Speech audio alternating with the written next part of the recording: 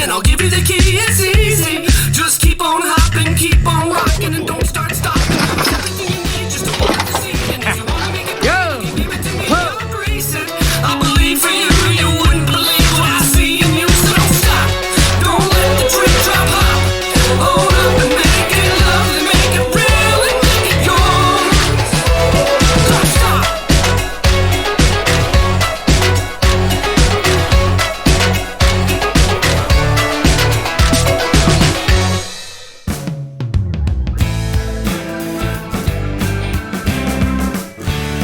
All right, Bryan, I'm super excited to have you joining me on the show today.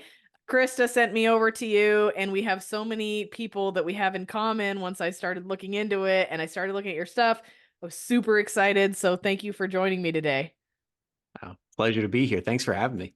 All right, so we got to get things going by talking about a little bit of who you are and what you do and what got you going in the place that you're going. All right. Well, where do we start? No, I mean, the way I usually lead it off is just saying, like, I started off doing personal training as like part-time. I was supposed to be a firefighter and didn't pan out that way, but I basically started at like a curves, and how a lot of trainers are, they're like out to work with athletes, celebrities. And I'm like, I love these like 40, 50, 60-year-old women because I vibe with them the most. So that's where I started training. And then I found another gym that specialized in 40 plus. So I kind of went down that rabbit hole for 7 years with them, and now 2 years running my own business. And it's been a hell of a journey. It's been a lot of fun. And my thing is just working with moms over 40. So love it. I love this. Okay, so this is great because this is kind of a niche, and this is when you start hearing women saying they can't lose weight. They're like, I turned 40, and this is like the magic number, right? So this is perfect. I Yep. turned 40 and I can no longer lose weight. I'm gaining weight like crazy. Yep.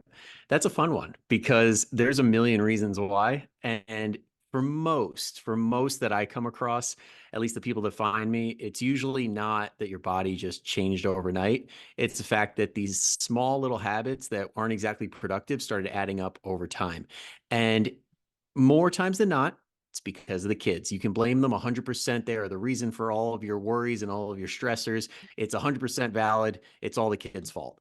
But in all seriousness, it does present challenges, family stuff, taking care of their own parents, and just a million stressors that we didn't have to deal with in our 20s and our teens that everybody loves to compare to.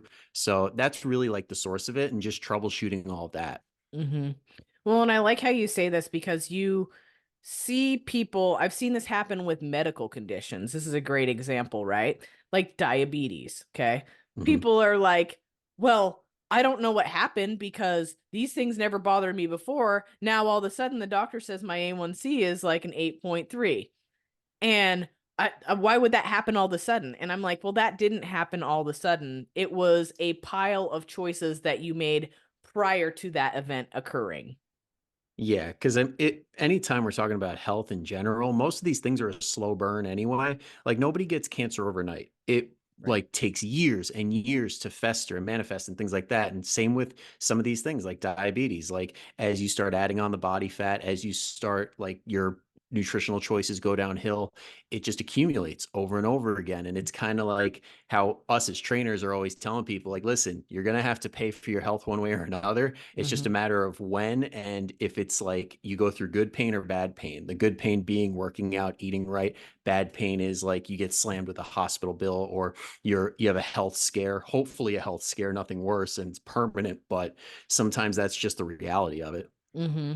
Well, and so we can kind of dive into this a little because I was kind of thinking about this, right? We all know we should live healthier, or there's people that know and they avoid it, or there's people that are like, well, this is working fine for me right now, right? But you'll be like, hey, why do you want to go to the gym? And someone will be like, well, because I kind of think I should just try to get in shape, right? And I think that there's not enough why attached to that as far Mhm. as getting some discipline and making it happen and making a change versus when somebody is diagnosed with something that says they have to make a lifestyle change, then all of a sudden it becomes a priority and they start getting it done. Yeah, it kind of comes down to the personality type, because honestly, to the people that are like, listen, I'm fine right now. I haven't had any health scares. Like, I get it from a mental standpoint. It's like, if it ain't broke, right? But we know something's going to happen down the road. It's kind of just putting it off, putting it off. But for a lot of people, the best thing that ever happens in their lives in that 60s, 70s, sometimes younger, is they have a crazy health scare. And then Mm-hmm. all of a sudden they dial it in and they feel better than they ever did because they Mm-hmm. started prioritizing their health. So it really comes down to just getting out of the reactive mindset and getting into the proactive mindset of like, listen, it's good right now, but it doesn't have to be just good. It could be great. Mm-hmm. And I think a lot of people don't really give themselves the opportunity to experience that. Like I know me and Krista talked about a little bit the concept of like thriving, where Mm-hmm. it's like, yeah, you could get through life and just enjoy it, but you could have that next level. Mm-hmm. And that I think is a more fun target to chase rather than fearing the Grim Reaper and being like, oh, I got to push him away a little bit longer. Mm-hmm. Absolutely. I love this. And I can kind of relate with you on the older female demographic because I recently started I also in-person personal train as well as online coach. And I recently in the last year started almost executively working with females over 50. And these women had never strength trained in their life, one of them being 74 years old. And she's like, where was this my whole life? Right? Yep. She's like, all of a sudden, I can do everything. She's like, one of them, the 74-year-old, she's like, I got my whole suitcase out of the attic without asking my husband. And I love that because I didn't have to wait around for him. And I hear stories like this, and they're like, my only regret is that I didn't do it sooner. But that's something they weren't thinking about when they were younger. Yeah, because I think, especially in that age range, it's kind of like an unspoken thing around now because we've come a very long way as a society. But I mean, back in the day, it's like, oh, you're a lady, don't worry about that. That's what the guys are for. And now it's like this whole new generation of like, screw that. Or am I allowed to curse on here? Yeah, I don't know. absolutely. There's this new generation of like, fuck that. I want to be independent. I want to do my own thing. And I want to not have to rely on other people like a husband or a son or somebody to like do what I need to do and live the way I want to live. Hmm. Yeah, totally. So you're now getting into this demographic. What are the things that you have learned along the way? Oh, a lot. Because as a guy dipping their toe into women's health, oh my God, I didn't realize how hot the water was because there is a lot to learn.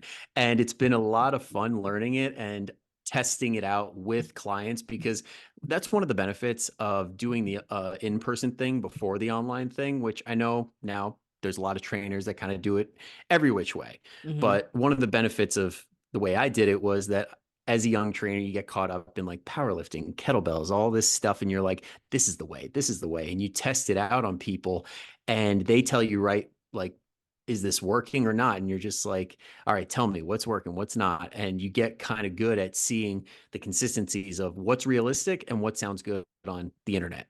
And Hmm. then doing that over and over again is has just created this awesome process where people feel like it's quote unquote easy, but they're reaping all the rewards without having to like kill themselves for it.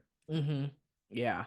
So when you initially start working with a female, especially when it comes to fat loss, right? Because Mhm. at this point, I would imagine typically you're in this place where they need to lose quite a few pounds because it has Mhm. now piled up a little bit. Where is the best place to start? Yeah, so I take a little bit of an unconventional approach that it seems like, especially today with the landscape of personal trainers online, in person, there's a big movement towards like always putting somebody into a reverse diet, always trying to crank their calories up as high as possible, which I personally love to do that. Hmm. But in my experience, people like to be proven wrong a little bit because they kind of need to experience, hey, this is what your body's doing. So I just tell them, listen, we're going to do everything by the book.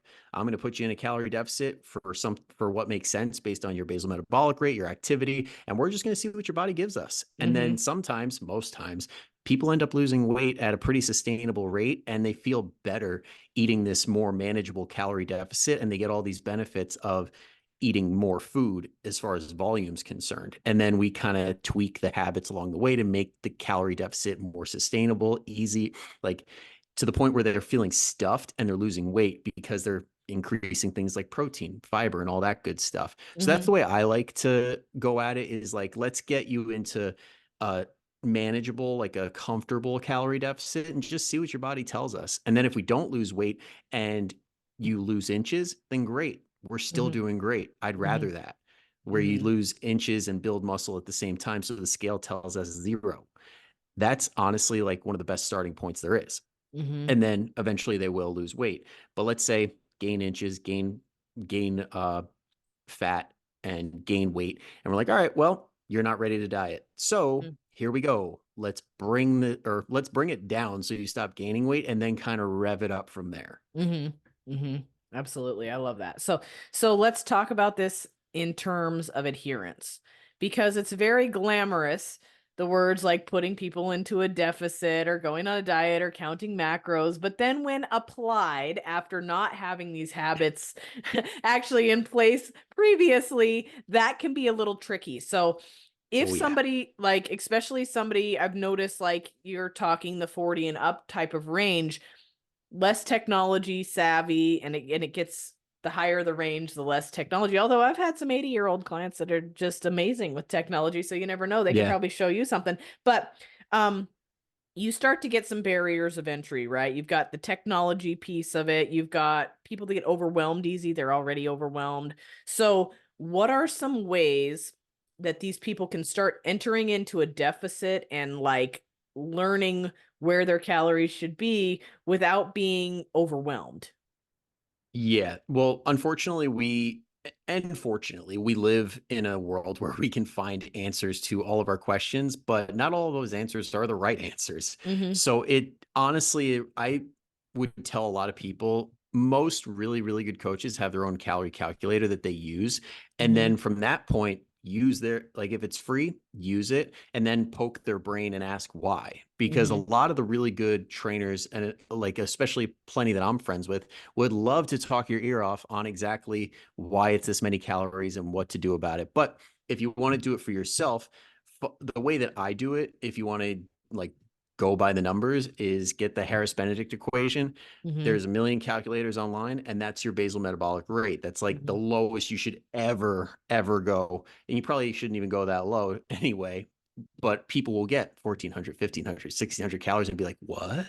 And then Mm-hmm. you're like, but wait, there's more. Then you're going to multiply it by an intensity factor. Mm-hmm. So you multiply it by 1.2 to 1.9, depending on like 1.2 is like you sit on your butt, do nothing. 1.9 is you're working out 7 days a week, and you figure out that place. For most Mm-hmm. people, I just do 1.4, but I'm Mm-hmm. getting overly technical here because Yeah. I know the whole goal was less overwhelm. So Mm-hmm.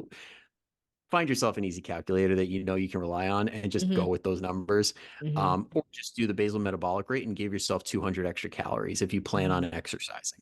Mm-hmm. Or just hire a professional. That's the easiest way, right? Mm-hmm. I usually kind of err on the side of caution as far as BMR plus like 200, and let's see what you do. And Yep. and then we work from there, right? Change as Yep. needed, and that's where hiring a professional comes in. Exactly. You need that auto regulation with somebody who knows what to expect, because it's very common when people like go on a diet and they lose weight for the first couple of weeks and then they gain weight one week and they're like, oh, I messed up. I got to lower my Mm-hmm. calories. Mm-hmm. So it's a very slippery slope. Mm-hmm. And I mean, there's a lot of other factors. And I was just explaining to somebody, just getting through the holidays, she gained 10 pounds and she was like having a little bit of a emotional breakdown. But based on what she's been logging, she's been going over by 200 to 300 calories tops per day. And I was like, did you know that 10 pounds of body fat is like 35,000 calories? Like, there's no way, you know? So Yep. I said, there's no way that you gain that much body fat. You're probably more than likely retaining water and such, which can lead us into another thing. So the scale isn't always accurate. Nope. And I'm so glad you said that, because it is a great feeling as a coach when we're like, we're mind readers, we're genies, we can tell the future.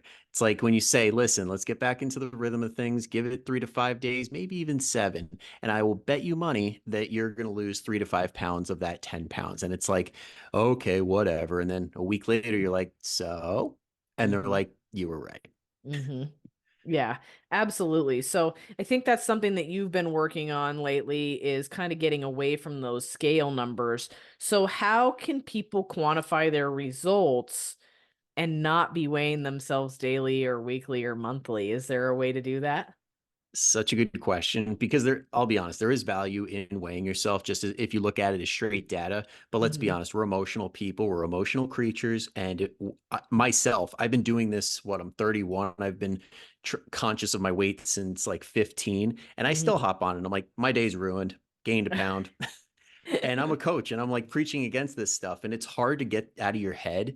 So I think for a lot of people, they just got to ditch the scale completely. And the way that I love to track clients' progress, the main indicator, because my big focus is fat loss that most people come to me for, is inches and how your clothes fit.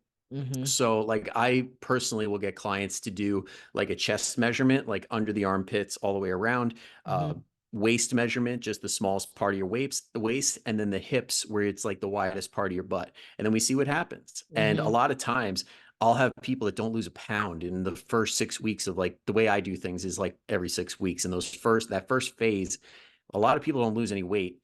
And we'll look at the inches and they lost an entire dress size. And we're Mm-hmm. like, hmm, okay, Mm-hmm. this is why we measure, because the more ways you measure, the more ways you win. Mm-hmm. So we got that. Another thing is consistency, because the outcome is awesome. Like losing X amount of weight or losing those inches is awesome. But how do we get there? Mm-hmm. That's where the habits come in and we focus on process. So you track things like, how many workouts did I get? How much weight did I add to the bar or the dumbbells? And can I do more stuff in less time, or things like that, where it's like your body is giving you more than it did at the beginning of the process. Mm-hmm. Mm-hmm. I love that. I was actually kind of laughing because I think our mutual friend Aram, I had him on my podcast a couple weeks Yeah. ago. He was like, it just blows my mind how many people will do a cold plunge or sit in the sauna for hours and get really uncomfortable, yet they leave like 7 reps in the tank when they're working out. And it really made a lot of sense and resonated with me because so many people are willing to do these trendy things, but when it comes to covering like the low-hanging fruit and the basics, they're like so outside of where they need to be. It's wild, isn't it? Mm-hmm. I Because love I that. think if all those cold plungers just gave themselves that extra hour or two in the morning, they would probably feel the same, if not better, if they got Mm-hmm. that much sleep. Oh, that's a whole nother thing. So let's Hey, I talk mean, about if you that. got time, we could go down the rabbit hole. Yeah, I would love to go down that rabbit hole, especially because, as you probably know, when women start getting 40 plus, hormonally things change. And when hormonally things change, sleep also changes. And that can Yep. be a huge problem when you are trying to lose weight. Absolutely. Lack of sleep makes everything harder. But that's not to say that it's like we're guilting you and saying, hey, you got to get more sleep. You suck if you don't. It's like, no. At that time, you got kids waking you up, you got pets waking you up. Again, maybe be taking care of parents where you got to like check on them. There's a Mm-hmm. million reasons to wake up that are outside of your control. Mm-hmm. And then we also have hormones in the equation. So if you're at that point where you're peri or pre or anything menopause related, you're going to Mm-hmm. have some sort of effect on your sleep. Usually menopause is Mm-hmm. different for everybody. That's the one thing I've learned as a man, and like dipping my toe in that water and figuring it out. Menopause is different for everybody, but Mm-hmm. sleep is kind of one of those things that seems to be a universal thing that gets messed up. Mm-hmm. Yeah. So having strategies to help you get back to sleep faster is ideal, or trying to get the deepest sleep that you're capable of is awesome, because even improving just a little bit feels like a whole new world compared Mm-hmm. to staying where you're at. Mm-hmm. How are some ways that sleep actually affects your ability to lose weight? Well, first and foremost, it fucks up your decision center. Mm-hmm. So that decision part of our brain, when it's weak, it is so much easier to stop at McDonald's. It's so much easier to have that donut that somebody brings in at work. And it's literally because you are tired.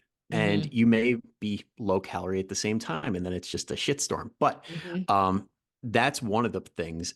Number two is like, it's just been shown that our insulin sensitivity gets messed up when we don't sleep enough. So Mm-hmm. not only are we in a position to eat too much, we're also in a position to store it in Store. the way that we don't want to. Mm-hmm. So body fat, we have Mm-hmm. extra. And then Mm-hmm. along with all of that, our mood is all over the place, because if you don't get adequate sleep, your ability to deal with stress the next day is not ideal. And if you're an emotional eater, there you go. that Mhm. is like 1, 2, 3, bang, bang, bang. And how do you expect to lose weight if you have all these factors working against you? Mhm. Absolutely. I love all of these huge things that I actually just got done talking to somebody about. So it's it's great. It was again a busy mom in her 30s, but we were talking. She was saying, "Well, by the time I get home, I'm too exhausted. I can't get to bed, and then I need time to myself." And so we were working on a different way to approach that, so she could get quality time to herself without staying up until midnight. And for that, Yep. for us, that actually looked like getting to bed reasonable at a reasonable hour, but waking up earlier so that her brain was fresh and she could commit that time to getting her tasks done without feeling fried in the afternoon. So we're going to try that on, see how it works. Yeah. But And, but yeah, so another thing that could potentially hold a female 40 plus back from their weight loss journey that they can address. yeah, I mean, when sleep is probably top priority, but the other thing too is just like managing stress as best as possible. Now, when I say that, again, totally understand there's a million things that stress you out that we don't have control over. Let's toss those out the window. We're not talking about that. What Mhm. we're talking about is the stuff that you actively have control over. Like a big one is limiting your exposure to the news and social media. So if you have created this algorithm of make me pissed off or make me angry all day, Instagram, Facebook, they're going to keep feeding it to you. Mhm. So, one is like curate your feed as best you can. Make sure to like people's stuff that you actually like and not comment and say things like, oh, this sucks or this is wrong, because all it knows is that you're engaging and it's going to send Mhm. you more and more and more of that. So, support people that you want to see more of, like you and me. But Mhm. that's one way. Another way is to limit the amount of news on your television. I don't know how many people I talk to that are like, well, I keep it on as background noise. And it's like, yeah, but every time that it catches your ear, it's about something that pisses you off or something Mhm. that you are very, very strongly opinionated about. And it's Mhm. like, that is going to cause a stress response. And if Mhm. you ride this cortisol train all day, every day, you're going to be feeling like crap and it's going to be hard to fall asleep and it's going to be hard to eat right. So those are two big ones. And the other thing I tell people too is to set productive boundaries around people that cause stress, because everybody that I talk to has that one friend, that one family member that just like will always call them or always text them.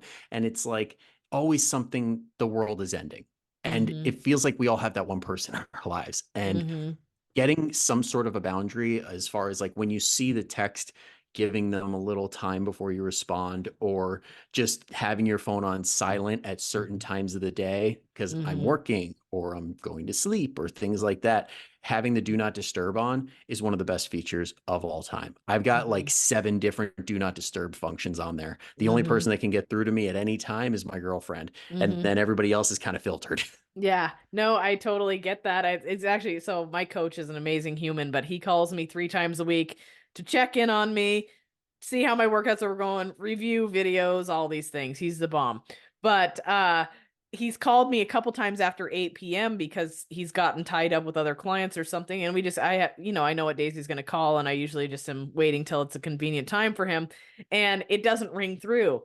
And then I'll look down and it'll be like a half an hour later and I'm like, "Oh, crap." And I finally put him on the list that can call through, but for a while there it Yeah. was like because I'm a business owner, I have to have my personal time. I did have to put things on do not disturb. So, I can totally relate. We're kind of vibing in the same place there. But on another note, people don't realize how powerful social media is. It Yeah. curates a lot of the stuff in your head. And if you find yourself scrolling by somebody that you, especially that you're following, and you find yourself scrolling and you're like, oh, that's bullshit, or you're like, that pisses me off, or you don't feel good about what you just saw, it's probably time to at least hit the snooze or the mute button on that person. You don't have to unfollow them, hurt their feelings if that's what you're worried about. I mean, me, I'm a feeling herder. I don't mind. Yeah. But but you can actually hit the mute button. It doesn't hurt anybody's feelings that There you way. You don't got to worry about that. But then you don't see it being curated in front of you. So, for example, I will be competing in my first professional pro powerlifting meet in March. And I follow all these pro powerlifters and I look and I'm like, oh crap. they're way better than me. Look at their training. Whoa. I start talking all this shit to myself, right? And that was when I immediately realized I love powerlifting, but I can't watch other people doing it. It's not healthy. I mean, some of these people weigh 20 pounds, 30 pounds more than me, and they're doing these astronomical numbers, but that all of a sudden gets me going, oh, well, I'm not good enough to do this. Like it gets me thinking this certain narrative that's not correct. So Yep. I ended up muting almost all of these people or snoozing them or unfollowing them in general. And people are like, oh, did you see so and so do this or that? And I'm like, no, actually I didn't. My friend actually, Mary, she makes fun of me about it because I'm like, no, I haven't seen that. And she's like, what, you don't follow them? And I was like, no, I don't want to look at what everybody else is doing. I just want to focus on my own thing and stay in my own lane. Yep. And it's interesting you say that because like I know a lot of people rip on TikTok, but that's actually where my biggest following is. Oh. And people are like, it's so toxic. It's horrible over there. I'm like, really? I love my feed. Like it's Mm-hmm. loaded with dogs, babies, like some funny lifting stuff. And it's the most pleasant place that I come across compared to Facebook and Instagram. It really just comes down to how you tell them you like to be entertained. And Mm-hmm. if you seek drama in real life, you're going to seek it on social media. So it really Mm-hmm. is kind of like a reflection of how we are. If you're Mm-hmm. always getting pissed off on social media, it's a pretty good mirror. Well, and I think the same sense it happens with coaching too, where there are some coaches that I think are geniuses and I really respect. However, I think their attitude is poor, and I think the fact that they think that they are correct and everything, and nobody else has a chance, and like there's different opinions that they have that are strong. Do I think they're really smart, great people? Yeah, but I don't follow that because I don't need to follow that kind of negativity where people are constantly dogging on other people. Me, I'm a person that's like open door. Like, I want to hear what Bryan has to say. I want to hear what Krista has to say. I want to learn from you guys and see what your take is on things because we all see things so differently and we have a lot that we could learn from each other potentially as well. 100%.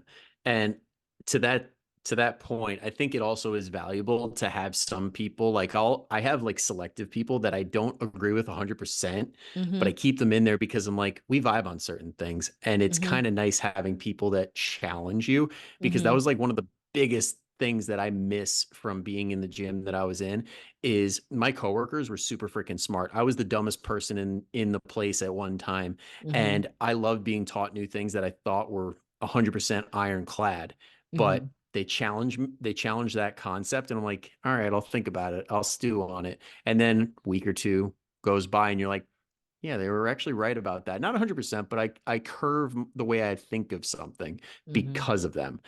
And then that creates a much more nuanced opinion and like a way to communicate with people because then you Mm-hmm. actually get to see where they're coming from instead of just being like, I know what I know and that's it. Mm-hmm. Yeah.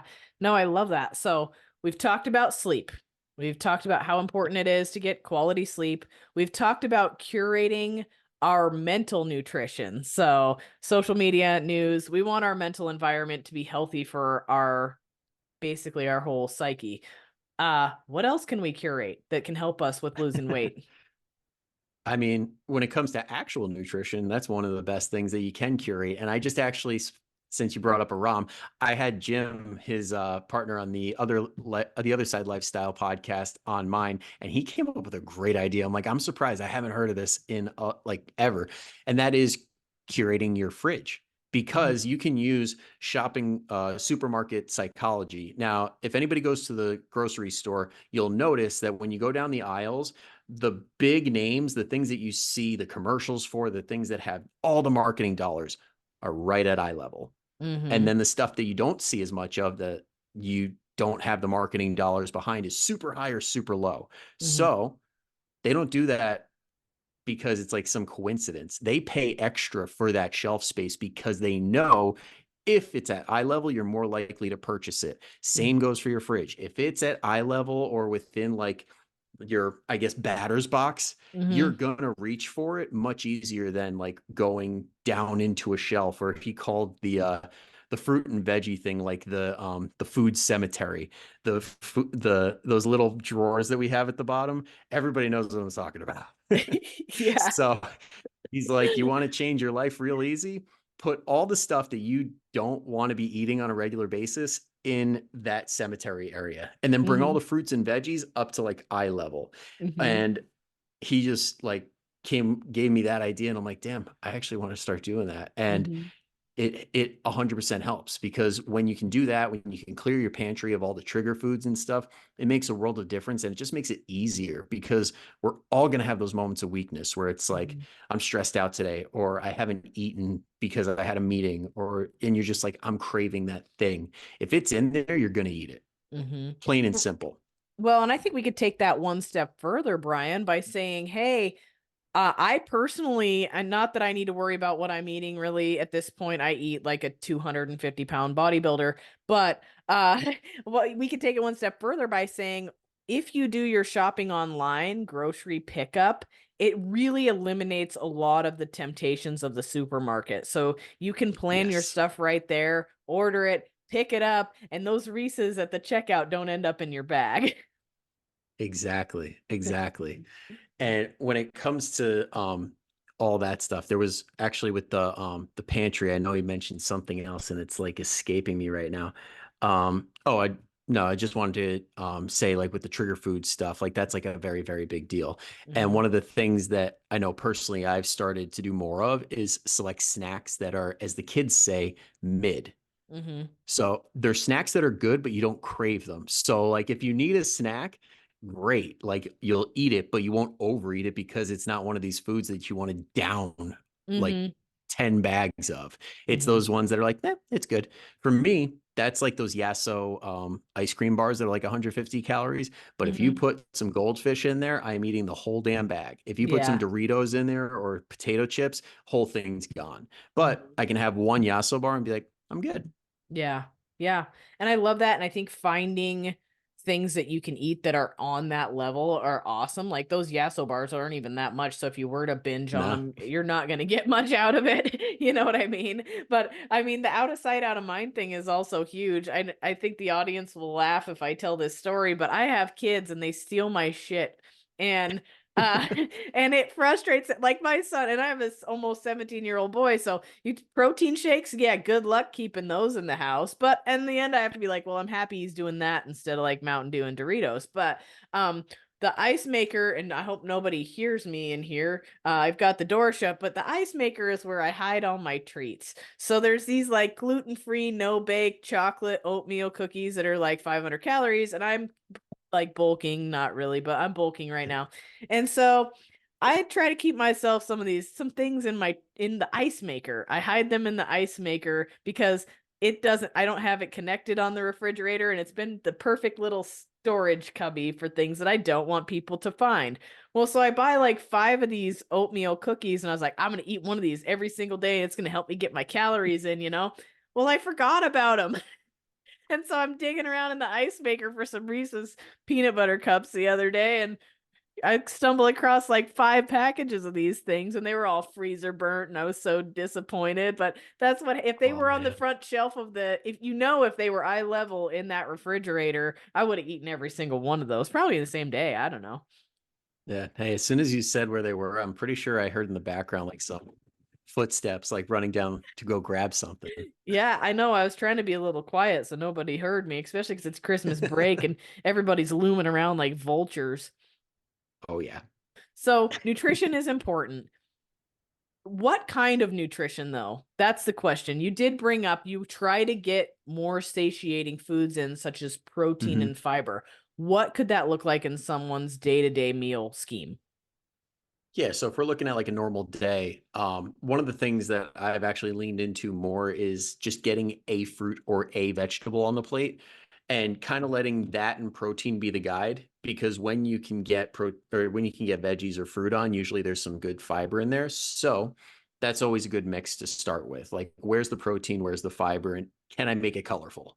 Mm-hmm. So when it comes to the morning time, I mean, classic example is like eggs. If you want to do that with like a side of fruit, or if you wanted to do an omelet with some veggies in it, that's an easy one too. But let's Mm-hmm. say you don't have time for that. One of my favorite things to do is like Precision Nutrition has a thing called like a super shake, where Mm-hmm. basically it's a simple formula. You take ice, your favorite veggie, favorite fruit, and a scoop of protein powder, blend it all up, shake it all up, and you're good to go. Do that the Mhm. night before. You don't have to waste any time on breakfast at all. Mhm. Or you can find some protein bars that are not complete crap, that aren't candy bars, Mhm. like that have about 20 grams of protein in them, and they're like around the 200 calorie mark. That's usually okay. Not Mhm. ideal, but if you're in a pinch and you want to grab and go, that's always a Mhm. good one.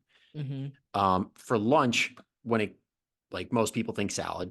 Mhm. So you could do a salad, make sure to beef it up. Don't just like have the world's most boring salad that you hate. Mhm. Spice it up a little bit. Having 500-600 calories at lunch is okay. Like Mhm. people for some reason are set on this like eating nothing at lunch, but Mhm.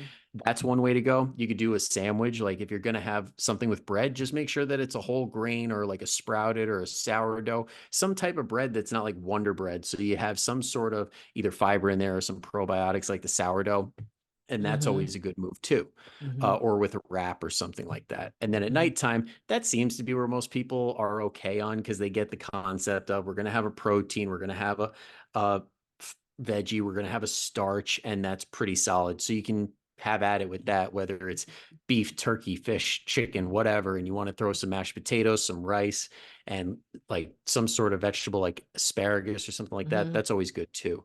Mhm. But one of the things that you could do also that is becoming a personal favorite is a lot of people have tried a lot of different diets like Weight Watchers, keto, Mediterranean. Some of those have incredible cookbooks. So if you Mhm. want to like try and pick some really good recipes from that, do it. You don't have to buy into the crap methodology of it, but Mhm. they do have some really good recipes. Yes. Yeah, absolutely. And I think there's a lot of like recipe books out there now too that also have the macronutrients and stuff in them too. Actually, one of my favorites is uh I'm having the bodybuilder's kitchen or whatever. She's got it all Oh, listed nice. out. That's such a good she's got it all listed out and they're all pretty clean and they're all really easy. And I'm just like, okay, perfect. That's like a super easy one go to. But there's a lot of stuff like that, especially now. Like there's even stuff that has like MyFitnessPal barcodes and things like that. Oh yeah. Yeah. I know that like I have a recipe book and it's got the MyFitnessPal barcodes, and I'm like, Mm-hmm. this is sick. Like this Mm-hmm. makes it Yeah. I keep thinking like back when I first started doing this and counting calories and being conscious, I'm like, what I would give for Mm-hmm. something like this. Mm-hmm. It's so much easier now. Oh, yeah. And then I want to reverse on something else that you brought up there, and that was the kind of carbohydrate. You kind of got specific with what kind of starches and things. And I think that's something that we kind of fail um to like see when we're getting into a dieting phase, right? You're like, well, a packet of sugar is X amount of carbs and blueberries there's X amount of carbs.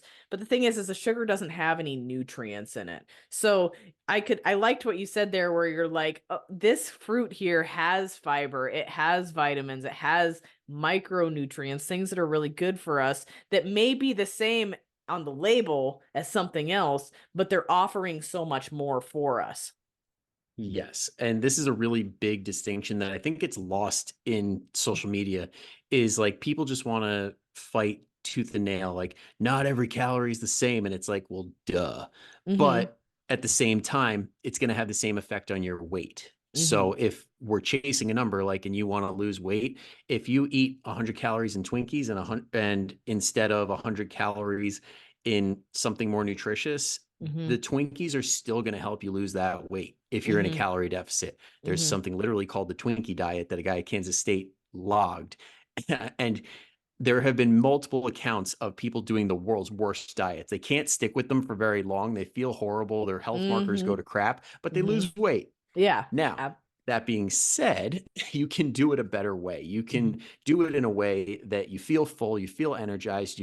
Like I've literally like somebody brought up the other week in one of our group calls, her toenails started growing back. Her hair and her skin is feeling better because all we did was get more fruits and veggies and like quality protein into the diet. And all these miracle things that you see for these supplements all of a sudden happen by themselves. Mhm. So if you want to lose weight, you can do it however you want. Just count calories, not a big deal. But if you Mhm. want to have the best body composition where you're burning the most fat, building the most muscle, and you feel the best, doing things like incorporating nutrient dense foods that have us feeling amazing, that's the way to go.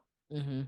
Yeah, I love that. That's a huge thing for me. And plus, you get more fiber and fruits and things like that than just a plain simple sugar, which is then Yeah. going to keep you more satiated as well. And it sucks a lot less because I mean, like, if you're always hungry, if you want to like get your results and feel horrible and be always hungry, count your calories and eat like crap as far as like nutritional content goes. Mm-hmm. But if you want to make it easy on yourself, eat mostly nutritious stuff. And then if you have a real hankering for something, have a little bit and call it a day.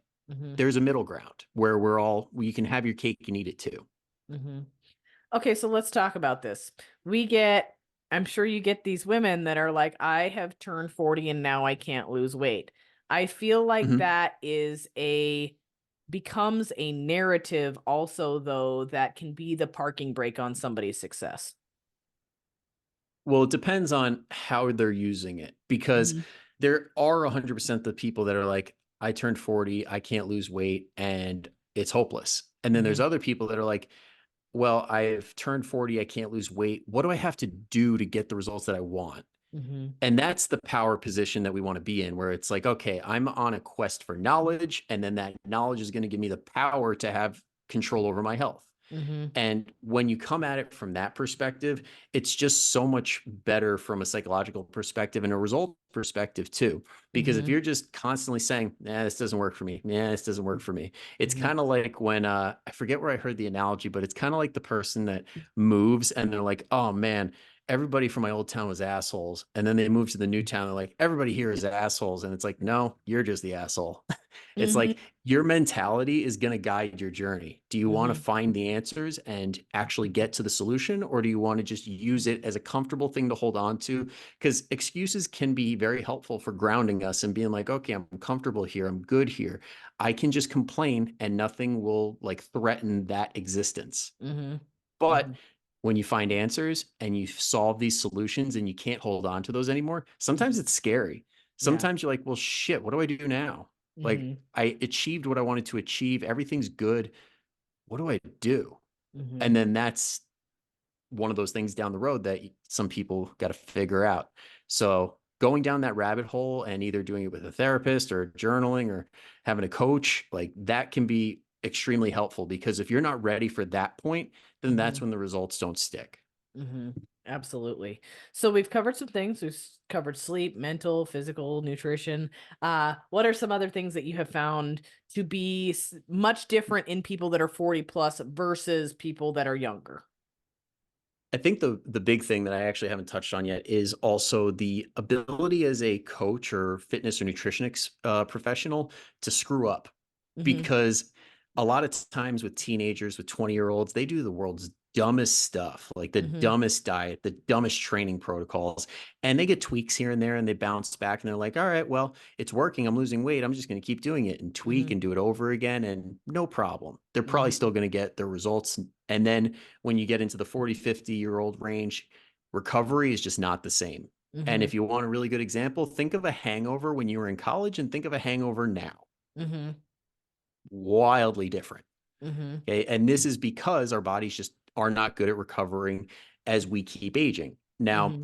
you're going to be able to, but you got to take that into account. And this is why a lot of people, like I know you probably know in the powerlifting space or like in the bodybuilding space, like there's all these people that are very long into the game and they're Mm-hmm. like, I got to change this up because I just keep beating myself up. I can't make progress. I can't do anything without getting hurt.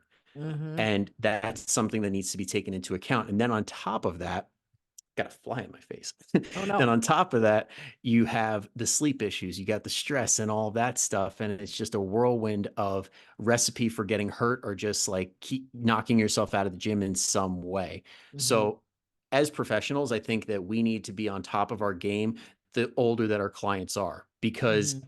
the more that we screw up, the more likelihood that they can get hurt and take more time off of the gym and then go down that rabbit hole of, okay, well, I don't know when I'm going to get back to the gym. I feel like crap. I'm always in pain. And then now they're stuck. And we kind of did Mm-hmm. the opposite of what we should be doing as fitness professionals. Mm-hmm.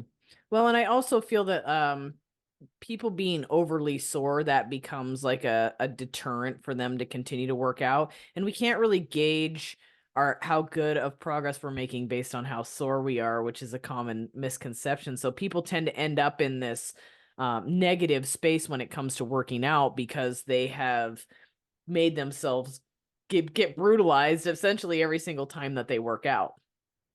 Yeah, and this again, it comes from that era, like the 80s era where it's like no pain, no gain. And it Mm-hmm. for some reason, a lot of people view the gym and fitness as a whole as something that needs to be something that you don't enjoy, something that you wear as a badge of honor on your chest. Like, I survived this hard ass workout and I'm better than everybody else. It's Mm-hmm. like, no. That's not what fitness is, at least not lifelong, like long-term fitness. It's Mm-hmm. what the 75 harders do. It's what those like crazy people in a lot of CrossFit gyms do that make you feel bad because they're showing the results off in your face. But let's be honest, most people, that's not the way to go. When you Mm-hmm. go to the gym, the goal should be to feel better walking out than you did walking in. Mm-hmm.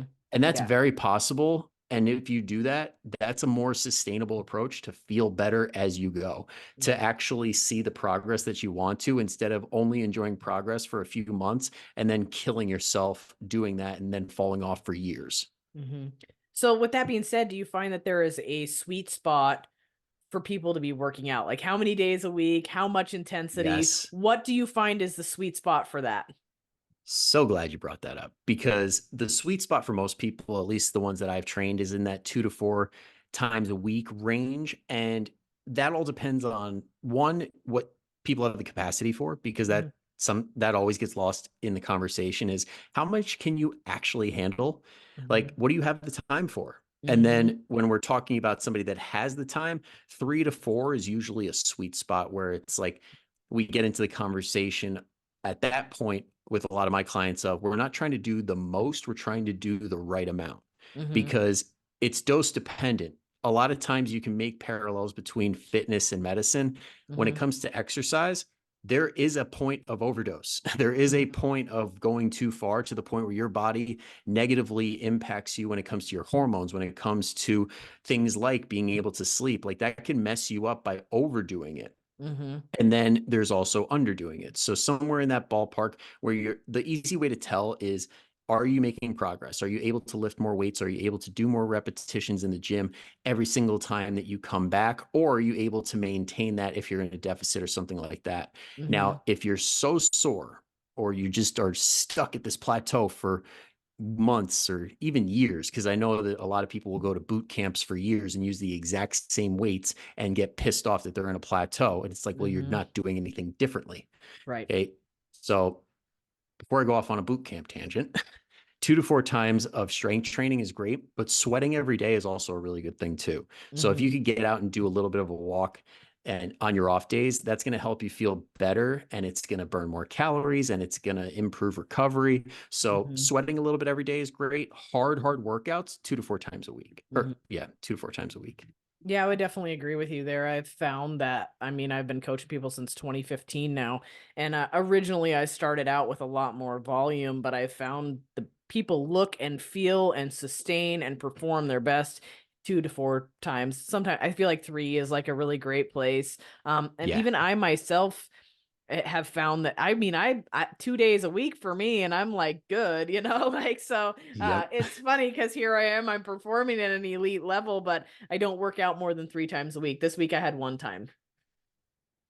Yeah. So And I mean, that's another thing to factor in too, is training age, because hmm you being an experienced power lifter, it's kind of hmm like when newbies try and pick up an advanced powerlifting schedule and they're like, I only have to deadlift once every 2 weeks. This is awesome. And then they hmm don't make any progress. Right. Yeah. And I mean, there's something to be said for your ability to connect with the muscle area. So, like, muscle recruitment is huge. So, someone like me that's really experienced at recruiting is going to do a whole lot more damage with less than somebody that's new and is not used to recruiting that.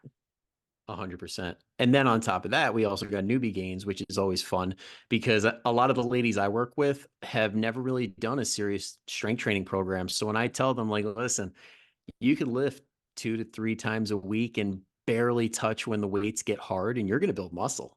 I am Mm-hmm. very jealous of you. I really wish I could dial back the clock and be you right now. Uh-huh, uh-huh. I always love that. I don't want to lift weights. I don't want to look like a bodybuilder. And I'm like, I've been trying to get bigger and I can't, I'm like stuck these days, Yeah. So Yeah. yeah, I I totally. always send I always send my clients, I made a video a while back of, the Austin Powers scene where the guy's like, no, and it's Uh-huh. this really slow machine coming at him. I'm like, Uh-huh. that's bulkiness coming at you. It's going to be coming a mile away. You're going to see it coming for a long, long time. It's not you wake up one day and you're like, shit, I'm bulky. And now here I'm doing the opposite. I'm still trying to get that way, it's Yeah. hard. So, yeah.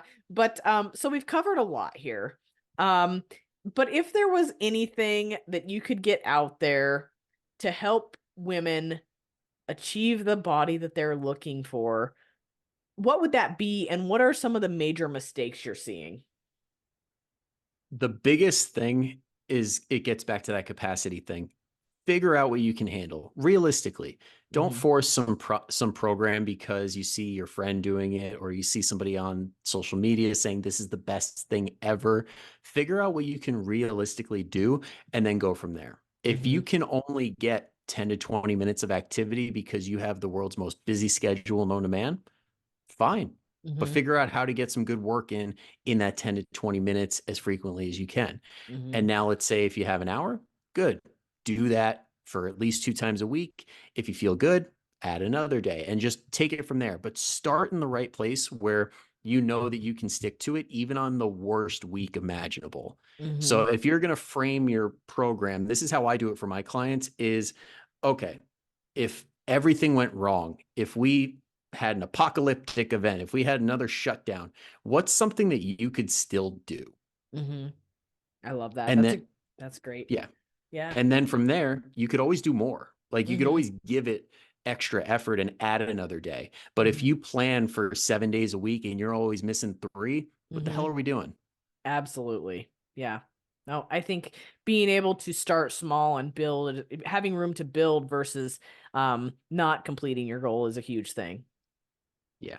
Yeah. And then it also builds the confidence that you stick to your plan.